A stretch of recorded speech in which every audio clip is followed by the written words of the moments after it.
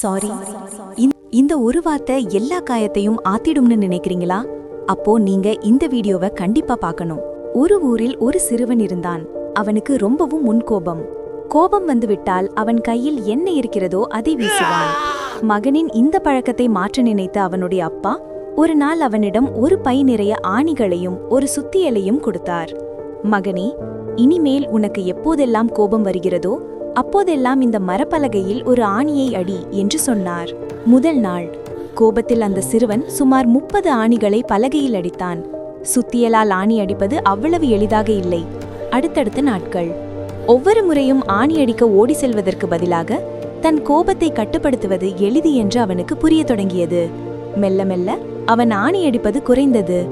ஒரு நாள் அவனுக்கு கோபமே வரவில்லை. அவன் அப்பாவிடம் ஓடிப்போய், அப்பா, இன்று நான் ஒரு ஆணி கூட அடிக்கவில்லை என்று பெருமையாகச் சொன்னான். அப்பா மென்மையாக சிரித்துவிட்டு, சரி மகனே, இப்போது இன்னொரு வேலை செய்.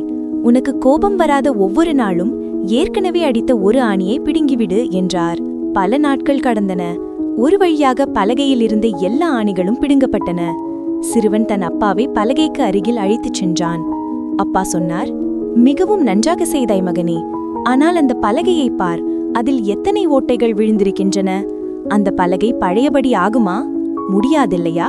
அதேபோல்தான் கோபமும். நீ கோபத்தில் ஒருவரை திட்டும்போது உன் வார்த்தைகள் அவர் மனதில் இப்படி ஒரு ஆணியைப் போலதான் இறங்கும். நீ பிறகு மன்னித்துவிடு என்று சொன்னாலும் அந்த ஆணியை பிடுங்கிவிடலாம். ஆனால் அந்த வடு, அதாவது தழும்பு, அப்படியேதான் இருக்கும். பெரியவர்களுக்கான செய்தி. அன்புள்ள நண்பர்களே, நம் கோபத்தில் பேசும் ஒரு நிமிடம் பல வருட கால உறவை சிதைத்துவிடும்.